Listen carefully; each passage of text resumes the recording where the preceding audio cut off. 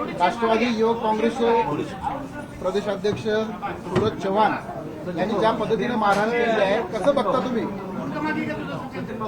ती मारहाण जाणीवपूर्वक केली.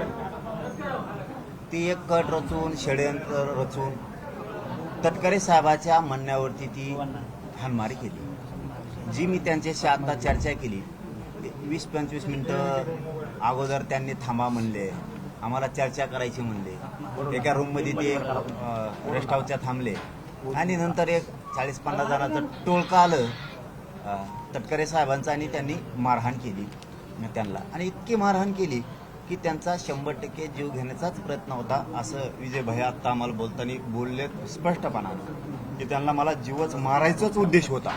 म्हणून त्यांच्यावरती SP साहेबांना माझी विनंती लातूरच्या आणि गृहमंत्री साहेब फडणवीस साहेबांना सुद्धा विनंती, त्यांच्यावरती 307 अंतर्गत गुन्हा दाखल करावा. आम्ही उद्या दिवसभरात वाट बघतोय, तुम्ही गुन्हा दाखल करताय का? विजय भैयाचं दुसरंही म्हणणं आहे, तेही गृहमंत्र्याच्या कानावरती आणि SP साहेबांच्या कानावरती टाकतो की ते म्हणल्याप्रमाणे जबाब घेतलेला नाहीये, असं त्यांचं म्हणणं आहे. पुन्हा त्यांचा जबाब घ्या विजय भैयांचा, की त्यांचं काय म्हणणं आहे ते सगळं घ्या, कोणाकडे काय होतं. आता त्यांचं म्हणणं आहे मला एका डोळ्याने दिसत नाही, म्हणजे तो डोळ्याचं ऑपरेशन करायला लागतं का निकामी होतं. तिथंही आणि कलम वाढतात. पुन्हा जी संबंधित ज्यांना मार लागलाय त्यांचं जर म्हणणं असेल तर या राज्यात लोकशाही, या देशात लोकशाही, ते ऐकून घेतलं पाहिजे आणि त्या पद्धतीनं पुन्हा जबाब नोंदवून घेतला पाहिजे. हे जाहीरपणानं सांगणं आहे. तुम्ही उद्या संध्याकाळपर्यंत किंवा आज आणि उद्या दिवसभरात त्यांचा जबाब घेऊन पुन्हा गुन्हे दाखल करा आणि त्यांच्यावरती कठोर कारवाई करा. परंतु दोषी मात्र 100% याच्यामध्ये तटकरे साहेबच आहेत. त्यांनीच हाणायचं सांगितलं, कारण तसं ते म्हणले की म्हणले तो ह्या जिल्ह्यात आलोय आणि लोक माझ्या अंगावर पत्ते फेकी देत आणि तुम्ही काय करतात, असले धोपटून काढले पाहिजे, असं विजय भाई आत्ता बोलले. धोपटून काढले पाहिजेत म्हणजे काय तुम्ही काय हुकुमशाही लावली काय? पत्ते फेकले म्हणजे का बॉम्ब टाकला का? हे बघा, तुम्ही या लोकशाहीचे राजा आहेत आणि जनता ही भोळी भाबडी असती. मागणी करताना नकळत एखादी चूक होती सुद्धा, परंतु दानत लागते स्वतः सत्ता म्हणल्याच्या नंतर, सत्ताधारी म्हणल्याच्या नंतर. आपल्या राज्यातल्या लेकराला मोठेपणानं एखादा झालेला विषय सोडून द्यायचा, याला राज्यकर्ते म्हणलं जातं. माज आणि मस्तीनं भरलेल्या लोकांना यांना लोकशाही किंवा संविधान कळतं असं अजिबात नाहीये. याला सगळ्यात मोठा दोषी ते कृषी मंत्री, फेसी मंत्री, ते जळून द्या तिकडं. आता हाणलंय का ह्या प्रश्नाचं उत्तर आम्हाला पाहिजे. म्हणजे आमच्यात कलगी कुत्तुरा लावून घ्यायचा आणि तुम्ही नुसते दातडं काढायची, ही कोण सिस्टम? एवढी माहिती येते तुम्हाला नेत्याची? तुमच्या नेत्यावर नुसते पत्ते फेकलेत का टाकलेत? फेकून दे, टाकून दे, काय करायचं करू दे. एवढा राग आला. तुमचा खरा नेता अजित पवार नाही का? अजितदादा नाही, त्यांच्यात आया माया उजाड्यात, त्यांच्या तर कुळापर्यंत गेलेत. तू जर तुझ्या नेत्याला एवढं मानतो, नुसते पत्ते फेकल्यामुळे जर तुला इज्जत गेली वाटली, प्रतिष्ठा गेली वाटली, राग आला, तर तुझ्या खऱ्या नेत्याला ज्यावेळेस शिव्या दिल्या, घाण बोललं गेलं, तुमचे कुळं काढले नेत्याचे, तेव्हा तुला राग नाही आला. म्हणजे तिथं न्याय यागळा. याचा अर्थ असा आहे, ह्यो मराठ्याचा म्हणून हाणला आणि ते ओबीसी म्हणून हाणले नाही. ही बदल करायला तुम्ही, म्हणजे तुम्हाला करायचंच का मग? तुम्हाला करायचंच का मग असं? आणि तुम्हाला खेटायचं ठरवायचंच का मग शेवटी? म्हणजे तटकऱ्यांच्या मनात या राज्यात पुन्हा रक्तपात घडून आणायचा आहे असं तयारी ग मग करायचंच का? आम्ही प्रत्येक वेळेस संयमानं घेतो, शांततेने घेतो. म्हणजे आमच्या काय हात काय गांडीत गेलेले नाहीत. हे मी चुकीचं बोलत नाही. शेतकऱ्याचा पोरग आहे, आमच्या बी कुठेतरी काळजाला लागतंय. तुमचे नुसते पत्ते फेकले तर तुम्हाला एवढा राग आला. आम्ही संयमाने घेतोय, म्हणजे लढाईचं कमी केलं असं समजू नका आम्हाला. आम्हाला वाटतं या राज्यात शांतता राहिली पाहिजे, कायदा सुव्यवस्था बिघडली नाही पाहिजे. आपली सुद्धा जबाबदारी सरकारबरोबर शांतता राहणं. आणि तुम्ही लोक नुसते निवेदन द्यायला हाना झाले. तुम्ही म्हणले असंविधानिक शब्द वापरला. आम्ही त्या व्हिडिओत बघितलं कुठंच नाही. वाटलं आम्हाला असं भाऊ झाली असं चूक आमच्या पोराची. कुठं असंविधानिक शब्द आहे तिथं? आणि ज्यांनी असंविधानिक वापरले त्यांच्याबद्दल काय बोलत नाही तुम्ही? म्हणजे ते तुमचे आणि हे नेता इथं आलेला तुमचा आहे आणि याच्यावर पत्ते टाकले म्हणून राग आला. आणि जे अजित पवारांनी तुम्हाला मोठं केलं तो नेता नाही, त्याच्याबद्दल तुम्हाला काही वाईट वाटत नाही. अजितदादांना घाण बोललं गेलं, तिथं बोलला नाही, इथंच लय वाईट वाटलं. हे पूर्ण चुकीचं आहे. उद्याच्याला किंवा मी आत्ताही पुन्हा गृह मंत्रालयात सुद्धा बोलणार आहे की नवीन पुन्हा जॉब घ्या, त्यांच्याप्रमाणे जॉब झाला पाहिजे, त्यांच्या म्हणण्याप्रमाणे गुन्हे दाखल झाले पाहिजेत. आणि गृह मंत्रालय सांगतो कठोर कारवाई करा, पुन्हा भाग पाडू नका रस्त्यावर यायचे. लोकशाहीमध्ये मुस्कटदाबी होते असं वाटतंय का तुम्हाला सत्ताधाऱ्यांना? दादासाहेब झाली ना, दोनच शब्दात सांगितलं का नाही. आणि आताही तुम्हाला तेच समजून सांगितलं. हा माणसाने नुसते पत्ते टाकले, शेतकऱ्याचं लेकरू धावत पळत गेलं. शेतकऱ्यांच्या बद्दलची कळकळ आला म्हणून निवेदन द्यायला गेलं, तुमच्या पक्षाचा अमुक अमुक नेता आहे बोललाय, तुम्ही रपारपा हाणलं, जीव घ्या ना. बरं इतकी नेत्याबद्दल प्रेम आहे तर तुम्हाला फरक आताच सांगितला मी.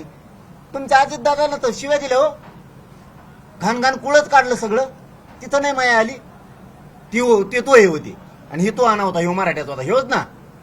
वारे तटकरेन ते कोण आहे हाणणारा त्यो एक.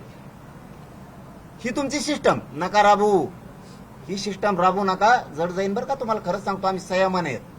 पाटील साहेब, तुम्ही सीएम साहेबांना बोलणार आहेत का? गृहमंत्री खातं त्यांच्याकडे आहे, पोलीस प्रशासन दुर्लक्ष करत आहे, जशा पद्धतीने गुन्हे नोंद झाले पाहिजे तशा पद्धतीने गुन्हे नोंद झालेले नाही, यावरती तुम्ही सीएम साहेबांना सांगणार, बोलणार, त्यांच्याकडे निरोप देणार, एसपी साहेबाला सुद्धा बोलणार.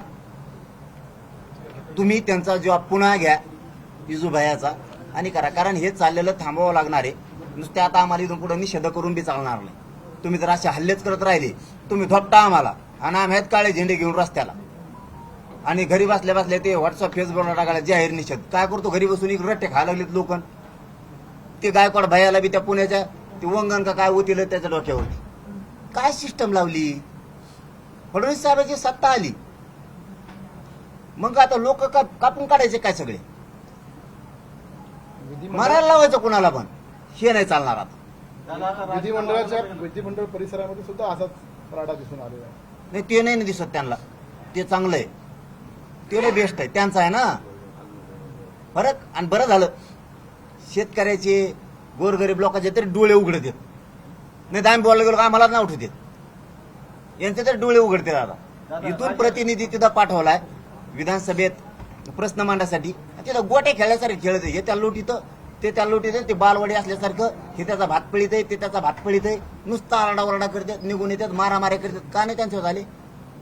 इथं गरीबाचं पोरग होतं ना, इथं लय तुमचं तवाच नेता उफळून आला, तवाच नेत्याला पत्ते दिलेलं वाईट वाटलं. ते आता ते कृषी मंत्री फसे म्हणते ते मरून दे तिकडे जळू दे, तुम्ही इथं हाणलं का ते सांगा आद्या. दादा लातूरच्या पोलिसांवर काय भूमिका काय आहे? नाही मी एसपी साहेबांना बोलणार, आम्ही गृहमंत्र्याला पण बोलणार, त्यांचा जॉब घेऊन टाका. आणि आता एसपी साहेबांना सांगतो, आता थोड्या वेळाने येऊन का व्हायना किंवा उद्या दिवसभरात तुम्ही त्यांचा पुन्हा जॉब घ्या. त्यांना डोळ्याने दिसत नाही आणि खूप मार आहे. दादा आता त्यांच्यावर म्हणजे कोणाकोणावर गुन्हे दाखल झाले पाहिजे? ते नाव मला काय माहित नाही, विजूभाई घेतील ना. पाटील साहेब, राजीनामा पुन्हा एकदा महाराष्ट्रामध्ये मराठा वर्सेस ओबीसी असं भांडण लावून देण्यात येत आहे की काय? आपण असा प्रश्न मुख्यमंत्री साहेबाला सांगतो, जो तुम्ही प्रश्न विचारला तो तटकरे साहेबाला याच्यात यशस्वी होऊ देऊ नका. तुम्ही जे म्हणताय ओबीसी मराठा पुन्हा वाद उफळून आणायचा, तटकरे साहेबांचा जर तसा पण असेल मांडलेला त्यांनी, तर फडणवीसांनी ते यशस्वी होऊ देऊ नये. कारण आम्हाला सुद्धा संयम ढळू देऊ नये.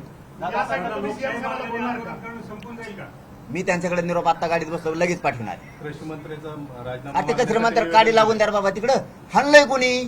काय हाणलं? काय करता राजीनामा घेऊन आम्ही त्याचा नुसता आता धोपटलं येली, धोपटाला लावलंय तटकरेनी, त्याला काढलं, त्याचं बघतो आम्ही नंतर काय करायचं ना ते आम्ही बघतो आता. शेतकऱ्यांच्या प्रश्नावरचे जे मुद्दे आहेत त्याला डायव्हर्ट करण्यासाठी हा सगळा प्रयत्न आहे का? आणि तुमचा जो रोख आहे तो कुणाकडे आहे? जो तुम्ही प्रश्नचिन्ह उपस्थित करताय कुणावरती आहे? एवढा मोठा व्यक्ती आहे तटकरे साहेब, त्यांनी विनाकारण ह्या पोरांना फूस लावली, त्यांना भडकवलं, अगोदर बसून षडयंत्र केलं आणि विजूभायावरती हल्ला घडून आणला. ते कृषी मंत्र्याला काय करायचे काय नाही ते आम्ही बघतो, तटकरे साहेबांचा राजीनामा ते आता बघतो आम्ही. आता त्या अजितदादांना कळायला पाहिजे, ते अजितदादांना कळायला पाहिजे तुमचा पक्ष कोण बरबाद करायला लागले, का करायला लागले. तुमच्या बसले असणारे नेते कसं खुनं करतात, तुमच्या बसले असणारे नेते कसे कटर असतात, कसा कोंकण परदेशात परराज्यातला दुसऱ्या मध्य प्रदेशमध्ये विमा भरतात आणि उचलतात बीड जिल्ह्यात. असा भरणा जे होईल खरा भरणा सगळा तुमच्याजवळ, याच्यामुळे तुम्ही बाद व्हायला लागलात आणि असे गरीबाच्या लेकराला विजू भयासारख्या शेतकऱ्याचा प्रश्न घेऊन जाणाऱ्याला तुम्ही मारता. वासावध आणखीन तरी वळका, तुमच्या जवळचे तुमच्या कशा टांगड्या छाटायला लागलेत. आमचं काय जाणार नाही, आमचा संयम आहे तोवर आम्ही संयमात राहू. आणि तुम्ही रोजच असे आणायला लागले तर शेवटी आमच्या पुढे सत्ता फत्ता काही टिकणार नाही, हे जाहीर सांगतोय. एकदा जर आम्ही उठलो सत्ता फिरता टिकणार बी नाही आणि मग आम्ही काय याची विचार नसतो करीत, मग जे होईल ते होईल. कारण तुम्ही आमच्यावर ती वेळ आणायला लागलात. मी असं स्टेटमेंट कधी करत नाही, पण ती वेळ आणायला लागला तर आमच्याही काळजाला लागायला लागला. आता तुमचं डबल प्रेम दिसतंय आम्हाला म्हणून काळजाला लागले, नसता असं बोललो नसतो. पुन्हा पुन्हा ते सांगतो कृषी मंत्री फिसर मंत्री ते नंतर बघू आता काय करायचं आम्ही ज्याला त्याला खंबीर आहेत, पण डबल प्रेम दिसायला लागले. एक प्रेम असं आहे मराठ्याचा बोलला म्हणून नेत्याला बोलला म्हणून राग आला म्हणून मारलं, आणि दुसराही नेत्यालाच बोलला होता तुमच्या, तिथं मात्र बोलले नाही. तिथं भाऊ भाऊ म्हणते, ताई ताई म्हणते, असे भाषात बोलतात. म्हणजे तुमचा जर बोलला तुमच्या नेत्याला तर त्याला मात्र तुम्ही पाठवून हात फिरवता, आणि आमचा बोलला म्हणून त्याला डायरेक्ट मारता. तुम्ही जर तुमच्या याला पण मारलं असतं, तुमच्या नेत्याला बोलला म्हणून, आणि आमच्या याला मारला असतं तर आम्ही कुणीच बोललो नसतो. आम्ही म्हणलो असतो न्याय सारखा केलाय, न्याय एकदम सारखा केला असं बोललो असतो आम्ही. कारण ज्यावेळेस अजितदादांवरती बोलले गेले त्यावेळेस जर तुम्ही असं धोपटलं असतं त्यांना तर आम्ही म्हणलो असतो 100% त्यांनी त्यांच्या माणसाला सुद्धा आणलंय, न्याय सारखा करतात. मग आपल्या घाडगे भाया सुद्धा आणलं. तुम्ही आमच्या याला मारता आणि ते सोडून देता. इथंच आमच्या लक्षात आले आणि इथंच आता मराठा सावध झाला आणि मराठी सावध व्हा.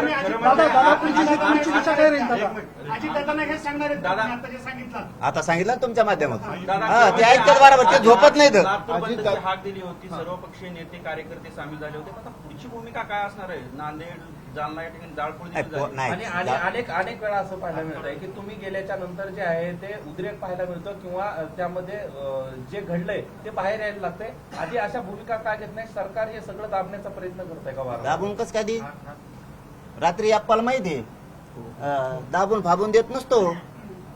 काम करायचं तर क्लिअर करायचं, दाबादाबी घरी, इकडे नसते दाबादाबी. अजितदादांनी सूरज चव्हाणला राजीनामा देण्यासाठी ट्विट केलेलं आहे पोस्टवर. हे राजीनामा देऊन फक्त दिशाभूल करण्याचं किंवा प्रकरण शांत करण्याचं नाही प्रयत्न असं वाटतं तुम्हाला? गुन्हे तर दाखल व्हायलाच पाहिजेत, कडक कारवाई तर करायलाच पाहिजे त्यांच्यावरती. परंतु त्या भैयाने प्रश्न विचारला तो, तुम्ही पोरांनी सगळे शांत राहा, जाळपोळ करू नका, आपण सक्षम आहेत, हा सगळं करायला आपण सक्षम आहेत, जाळपोळ काही करू नका. आमचं आता विजू भैयाचं आमचं ते पण बोलणं झालंय सविस्तर की लोकशाही मार्गाने शांत, ते मूर्ख झालेत. जबाबदारी आपल्यावरती सुद्धा आहे, त्यांचं काय माहित नाही मला. तुमची काय दिशा काय असणार आहे आता पुढे? आता तुम्ही कार्यकर्त्यांना शांत राहण्याचं आवाहन केलेलं आहे, लोकशाही मार्गाने आंदोलन सुरूच राहतील. दिशा कशी राहील? लोकशाही मार्गानं आंदोलन सुरूच राहतील, जाळपोळ असं काही होणार नाही. तसं विजू भाईची सुद्धा आमचं बोलणं झालं, ते सुद्धा तुम्हाला बोलणार आहेत, कारण आम्ही खंबीर आहेत. दादा संघटित होऊन मारण्यात आलेला आहे, कायद्याअंतर्गत कारवाई होईल अशी मागणी करणार आहेत. गेली सकाळी पण सांगितलंय, आता पण पुन्हा सांगतो, त्यांना एका डोळ्याने दिसत नाहीये, अंधक दिसतंय, याचा अर्थ डोळा निकामे होण्याचे जास्तीत जास्त चान्सेस. तिथं 307 बसतोय, सामूहिक कट रचलाय तटकरे साहेबांनी त्यांनी मिळून आणि हाणायला पाठवलंय. कारण हल्ल्याच्या नंतर सुद्धा तो माणूस इथंच होता. म्हणजे जसा पळले ते खून झाला की इकडं गुंड बसलाय आणि एक टोळी मारायला पाठवली आणि इकडच्या टोळीनं खून केल्याच्या नंतर मारलाच का म्हणून मांस आणायला लावलं, म्हणजे महादेव भाया मुंडेंचं, आणि मांस ठेवलं तेव्हा गुंडाला पटलं. तोच प्रयोग इथं आमच्या विजू भायाच्या बद्दल झालाय. हे मी जबाबदारीनं बोलतोय. तटकरे साहेबांनी इथं नियोजित कट रचलाय आणि इथून लोक इथं पाठवलेत हाणायला, आणि हाणलंय का त्याला म्हणून पुन्हा लोक माघारी सांगायला सुद्धा गेलेत. याचा अर्थ सुनील तटकरे साहेब सुद्धा याच्यात 100% आहेत. अजित दादाला याच्यात लक्ष घालावं लागणार आहे, नसता तुम्हाला जड जाणार आहे. दादा, सत्ताधाऱ्यांना प्रश्न विचारणं म्हणजे आता अशा पद्धतीची मारहाण होणं असं काही समीकरण झालंय असं वाटतं? नाही, मग असं झालं तर मी मग सांगितलं ना तुम्हाला, आता तसं तयारीने जावं लागेल. मग तुम्ही तिकडून हाण लागले, इकडून हाणलेच. अरे मग काय करावं? सर्वसामान्य थोडंच हारू शकणार आहे, सर्वसामान्य प्रश्न नाही विचारायचे. सर्वसामान्य खेट बुटाडच घेऊन जायचं जाताना, आता चप्पल घेऊन जायचंच नाही. आता जर पूर्ण हाण लागलं थोपाडच फोडायचं. काय करणार हो? गरीबाच्या लेकराला नुसतं सांगायला गेलं यार, ते एवढा सारखा हत्तीसारखा माणूस तुम्ही बदाबदा हाणायला लागले 40-50 जण येऊन. तुम्हाला नुसतं पत्ते फेकल्याला राग आला, वाईट वाटलं, इज्जत गेले. आम्हाला किती वाईट वाटत असेल, एवढ्या मोठ्या माणसाला, हत्तीसारख्या माणसाला म्हणता तुम्ही. घटनेनं अभिव्यक्ती स्वातंत्र्याचं संपले सर्वांना संपले अधिकार दिलेला आहे. संपलेतच वाटतंय आता. कोणालाही स्वातंत्र्य राहिले नाही लोकशाहीत, कोणालाही मांडण्याचा अधिकार राहिला नाही.